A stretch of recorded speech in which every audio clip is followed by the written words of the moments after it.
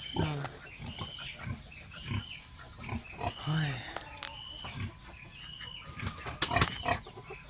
Well, ito na yung biik ko. Dalawa lang yung anak niya. Ayan. Ayan na po sila. Unang anak ko, dalawa lang. Yung anak nung kabila, yung isa, na hindi pinadede. Nilagay ko yun dito kaso nawala na. Ewan ko, namatay na yata. Or umalis. Kinain ng aso. Yan, yung kasing isa na yon hindi marunong mag-alaga eh. Hindi katulad ng isang ito. Mana dito sa nanay niya. Bali ang plano ko po nito kasi maputik dito. Gumagawa ako ng bagong kulungan nila, maliit. Doon sa side. Ito kasi naulanan. Yung putik. Maputik, inaapak-apakan nila. So gagawa ako ng bagong ilipatan nila. Baka lumabas yung mga biik kainin ng aso. Bali po ito, mabait ito kaysa dun sa isa. Itong nanay niya. Ito yung nanay niya. Ito mabait ito. Malaki na ito nanay niya. Ito yung nanay niya. Anak niya yun. Anak na yan. Ito, unang anak na ito. Wala eh. Bali ito po, bali pinabulugan ko ito ng 18. Anong late na ngayon? Ng 6. Pag hindi na po naglan dito, buntis na ito. Ito, nabulugan na. Ito yung lalaki ko para. Ito, kumuha ako doon sa dagat ng ito, buhangin ng dagat. Diyan lang malapit sa amin.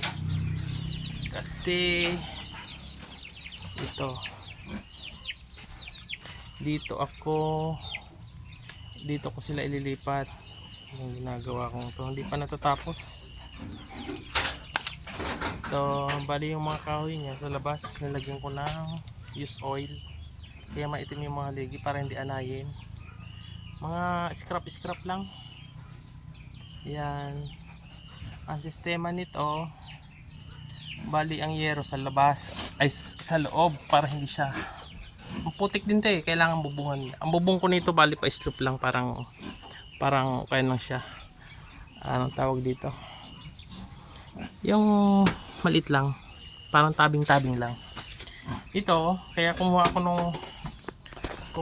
nung yung buhangin. Kasi siya ang gagawin kong beadings dito sa kanilang flooring. Pagkatapos niya, lalagyan ko ng ipa. Hindi ko na po kasi sisimentohin to. Ayan. Yung yero nasa labas para hindi nila makagat yung kahoy. Kasi yung mga kahoy, malambot yan eh. Mga mumurahing kahoy, ay mga kahoy lang itong mga pinutol ko. Ang mga ginamit ko dito. Mga use din yung kinakalawang ng mga yero. Delikado rin ito sa baboy.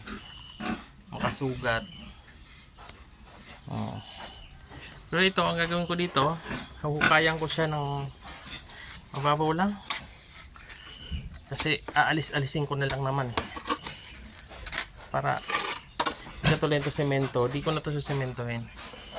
Bali hukayan ko siya, lalagyan ko ng buhangin, saka lalagyan ko ng ipa ng palay. Yan ang plano po dito.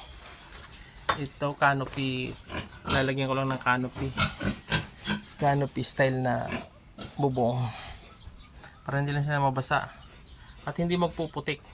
Kaya ang purpose ko po dun sa yung buhangin, kahit mabasa hindi siya magpuputik. Susungkalin niya man ito pero maghahalo-halo lang yan. Hindi siya magpuputik at hindi rin siya babaho. Saka madaling tanggalin yung tae pag ganyan.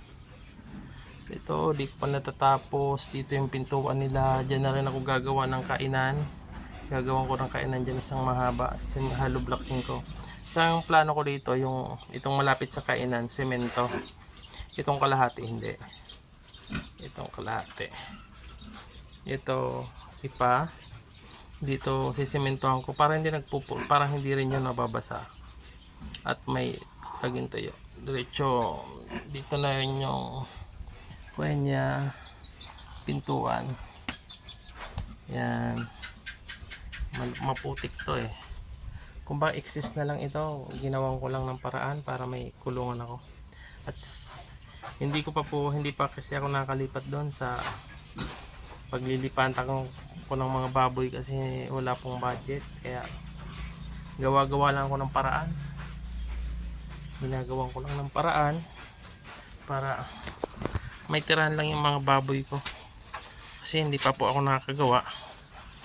Ayan. Ito. Bukayin ko lang to. Tapos tatabunan ko siya ng buhangin saka yung ipa. So sana matapos ko na ito. Itong tatabing wala nga akong pambubong dito. Wow.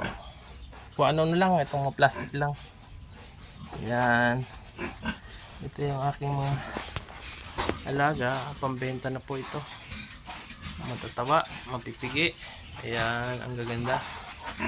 Ang gaganda nila. 5 po ito, nahiwalay yung isa doon dahil nagkasakit. Hiniwalay ko doon hindi ko na binalik. Ayan. So ito, pambenta na po ito. Pinakain ko po dito ultra pack mula nung pre-starter hanggang starter. Pinalitan ko lang po ng mas murang ng pagkain. Kasi masyadong mahal po yung ultra pack. Bumili po ako dito ng murang pagkain. Pero mas maganda sana ultra pack para tuloy-tuloy ang laki nila.